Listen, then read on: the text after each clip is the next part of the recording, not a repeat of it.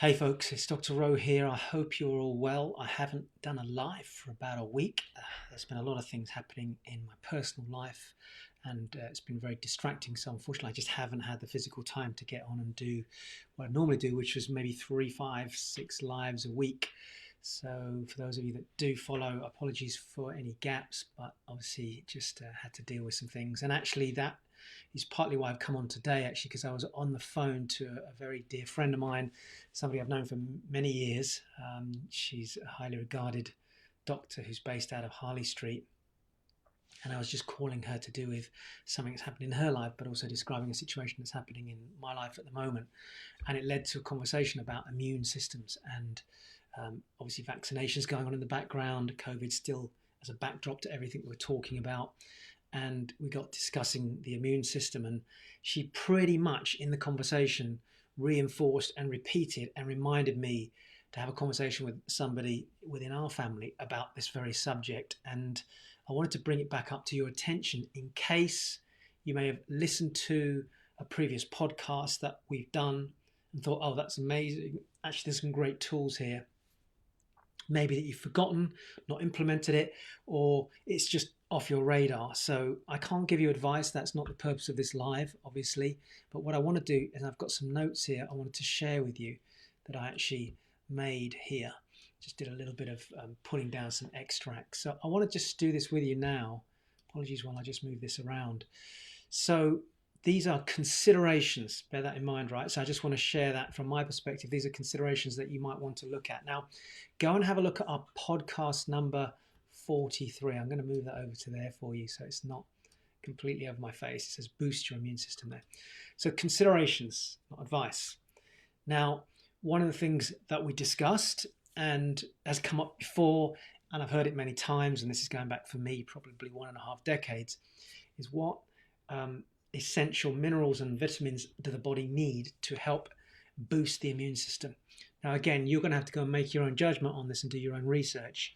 But as a rule of thumb, if somebody is taking any sorts of drugs, for example, or they're out and they're stressing themselves, not getting enough sleep, possibly overworking, your immune system can become depleted.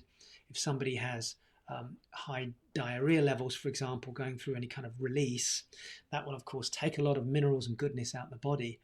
So this is why often when people take certain rounds of drugs or whatever, and again, you'll need to seek advice from your doctor on this, of course, but it can be the case that people find themselves feeling their immune system's down, they feel run down, and of course they can be vulnerable to further illnesses. And this is why it's important you go and seek advice on this.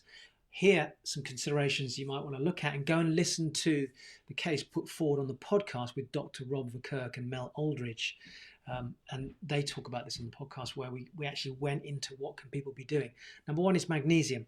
Now, again, I'd like you to go and do your own research on this, but let me just give you a quote here from Medical News Today. It says magnesium is an important mineral playing a role in over 300, I'll read it from here, 300 enzyme reactions in the body.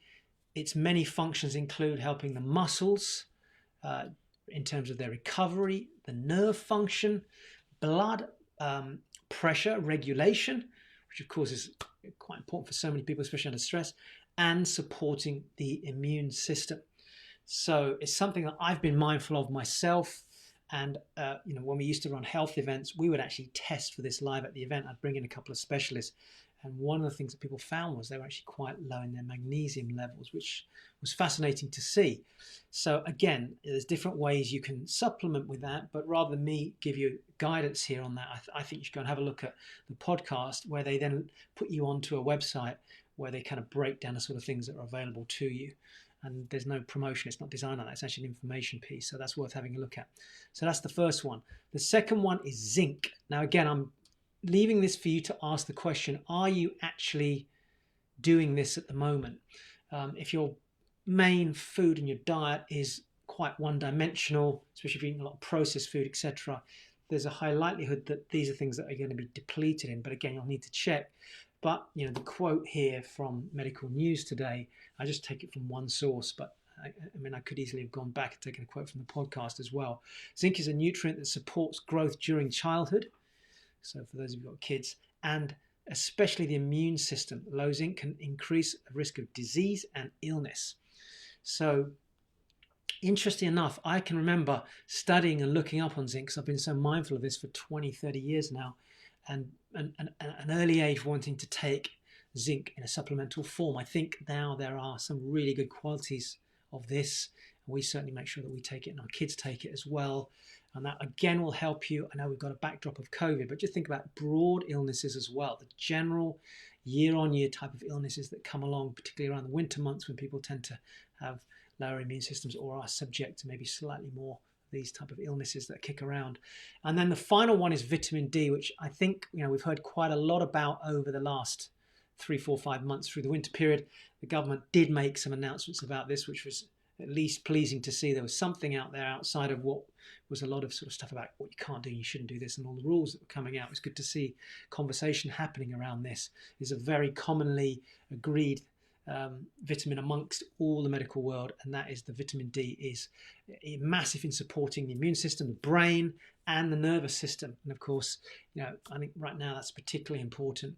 So go and have a look at our episode. I think it's 43. I've just made a note of it. It says, Understanding COVID, Better Protecting Your Mental Health and Building a More Resilient Immune System.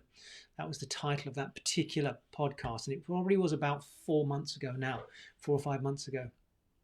So that's all I'm going to say. I feel it's an important message I want to get across, simply because I've come off what was a 1 hour intensive conversation this morning. And it left me just thinking, I need to get this message back out to remind people if they're not thinking about this. You may have parents that are very old school. I know that experience, and it's whatever the doctors say, etc. And yes, people might be on prescriptions, etc. And it might be the old school philosophy as well. Surely, if I'm taking medication, which is basically something that's being used to treat a symptom, that doesn't necessarily mean you've got prevention going on. So looking at what we're putting into our bodies, how we can naturally, which we evolved, if you think about our human evolution, to be able to develop immunity, it might be worth reviewing that as well. Okay, that's all I'm going to say, and keeping it, on the straight line without crossing over and telling you really hardcore what I feel about this. You probably gathered that already, and hopefully it's a benefit to you. All right, bye.